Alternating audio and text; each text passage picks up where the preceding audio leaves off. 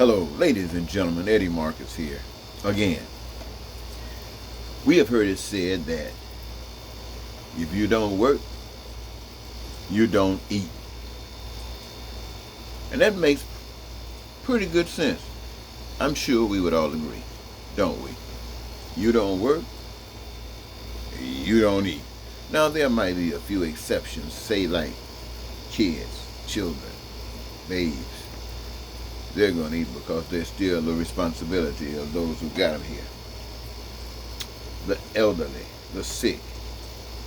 But other than that, baby, you turn two.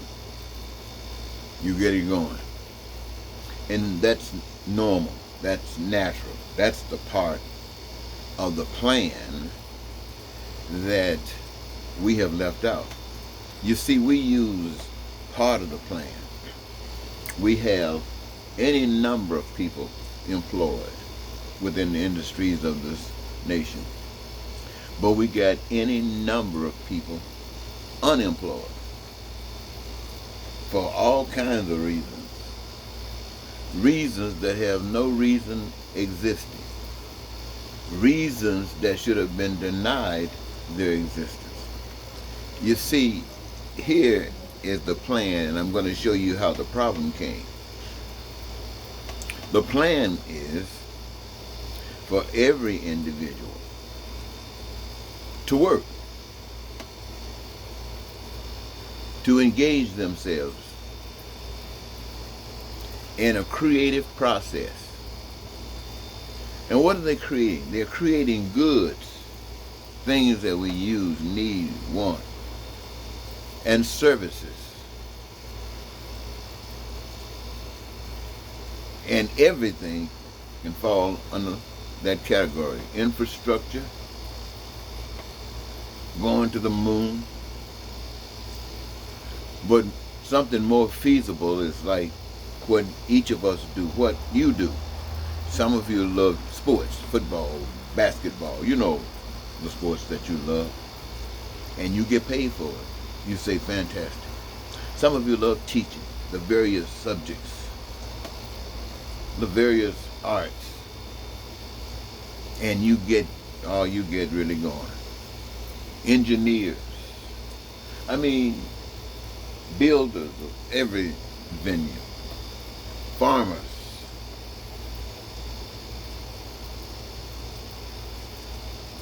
all these ranchers.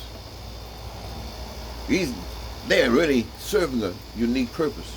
And for the most part, these are being done by people who love doing it. So what the plan is that every individual has a gift. Every individual got a gift.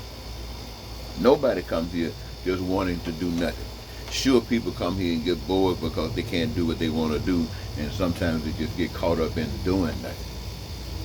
But everybody comes here with a dream, an ambition, something that they want to do. It might be something as simple as picking up paper. It might be something as making sure that all the toilets that you work with are magnificent. Who wants to go to a toilet that's not magnificent? You know, ladies, I'm not going in there.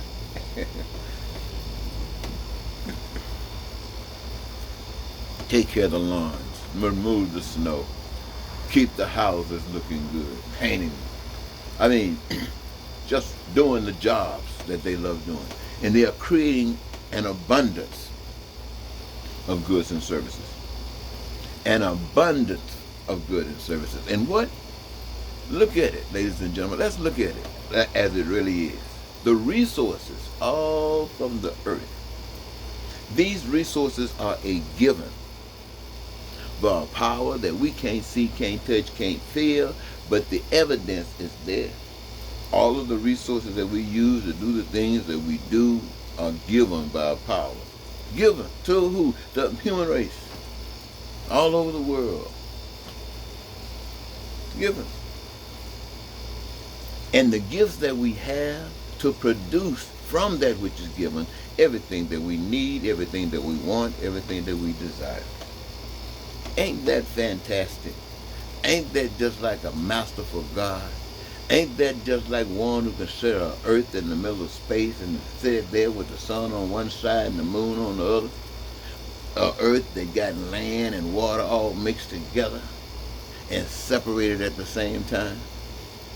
A earth, my friend.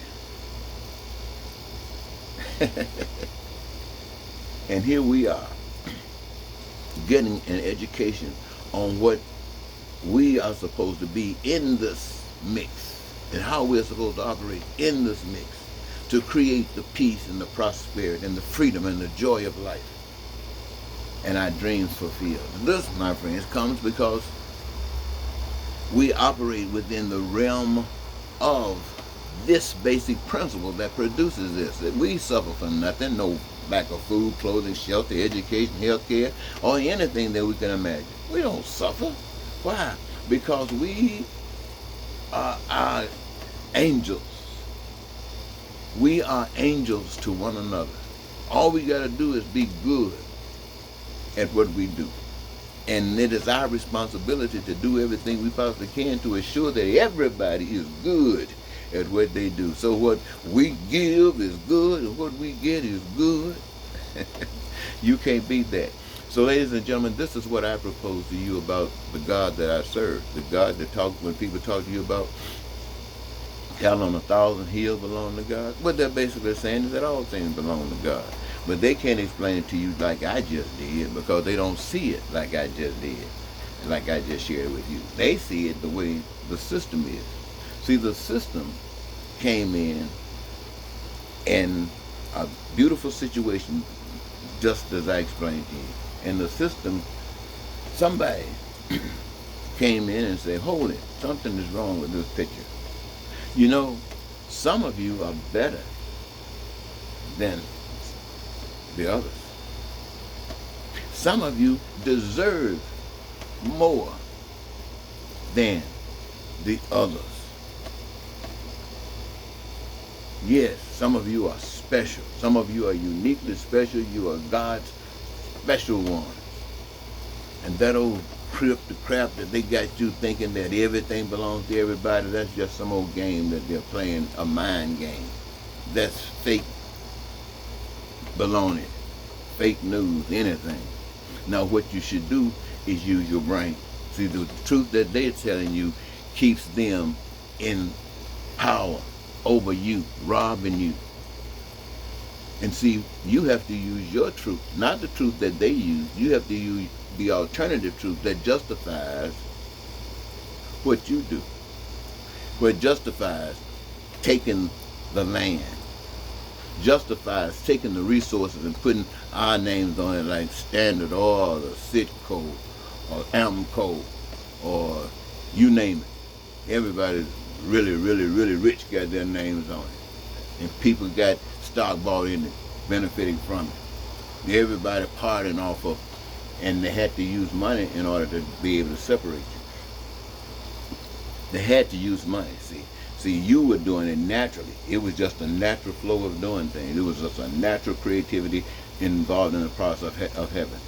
But now they're going to start lying, start cheating, start stealing, and they want to control everything. But you still need your resources. You got to survive, but they've stolen everything. So in order for them to control you and manipulate you, and you need what they got, they institute money. So you got to get money to get the stuff that God gave you free. That means you got to work for them.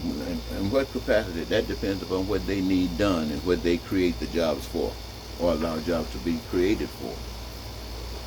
You have to find a fit in. And depending upon how important it is for whatever their agenda is, it involves more money. No doubt about that. Sometimes it pays you an awful lot of money just to keep people blind. An awful lot of money to keep people dumb and blind. Sometimes they'll let you have your way. They'll even allow you to not pay taxes. They'll allow you just to keep money. Just keep people dumb and blind. See, that's the way of the world. And that's the world we live in, ladies and gentlemen. But I came up in a special time. I came up in the times when Dr. Martin Luther King Jr. lived. And Dr. Martin Luther King Jr. believed in God. Dr. Martin Luther King Jr. also believed in Jesus Christ. But he didn't believe in Jesus Christ that was today representing love and tomorrow representing lies and cheating. He wasn't like that. No, he wasn't like that at all. There was a time that the people used to talk about a Jesus who came to an earth and lived amongst the people and had all kinds of power, could do all kinds of things that we the people couldn't normally do, or naturally do, but he could do it. And all of the powers that be came after him, wanting him to be a part of their scheme. Their scheme of being controlled and manipulated and bossed over the people. And he could have it all. But his message to us was, even though he could have it all, and we have been blindly led to believe that we need it all, until we sell ourselves to get as much of it as we possibly can, to him, he said it meant nothing. He, in his message to us, was it's better to go to the cross. Why? Because to serve evil is to serve against the giver of everything. It just humiliates the giver of everything. It happens at your ignorance. But he, in his living and his expressing in his message to all of us, is the way to deal with this thing. Is don't believe that lie they told you that he forgave you. Now you can just go out on through life walking in the footsteps of the system. No. That's not the message. That's not the message. The message that he gave was on that cross. I can have the world. I don't want any of it. Bam, on the cross. You just want a good job to pay your bills and live a good life, a standard, common, middle class life. But you got to sell your soul. You got to walk according to the dictates of the devil to do that. Now you gonna do that because you don't know God. If you knew God, you wouldn't do it. If you knew God, you'd go to the cross. Why? Because you would not allow your name, your vote, through voting or being complacent, on all of the people that go to bed hungry, or and sleeping in a shelter somewhere, or somewhere on the corner with a sign at midnight saying, "Help me, please, I'm hurting." No, you wouldn't be a part of that. You'd be on the cross in a minute, and you'd be up there laughing. You wouldn't be scared. You'd be up there telling the world, "Yeah, this is what I'm dying for. This ugliness is not good enough. It's not good enough for me, and it's not good enough for you. But I'm letting you know I'm going to the cross because I'm not going to put up with it. Before I put up with you going through this,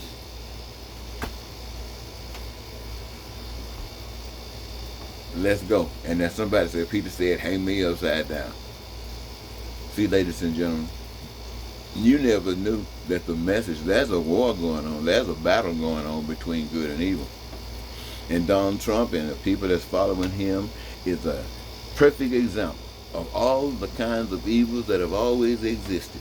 Now, some have been worse, some have been not so bad, but these are representations of the kind that have always existed. You see how he came through this. You know how we've been taught what was right and wrong. And you know the people that was over there teaching people what was right and wrong. When he came in there talking about everything against what they talked about, they saw that they could use him. They threw God in the trash can and joined it, and then started calling God to save him. That ain't funny. Anyway, the point that I'm trying to make is this.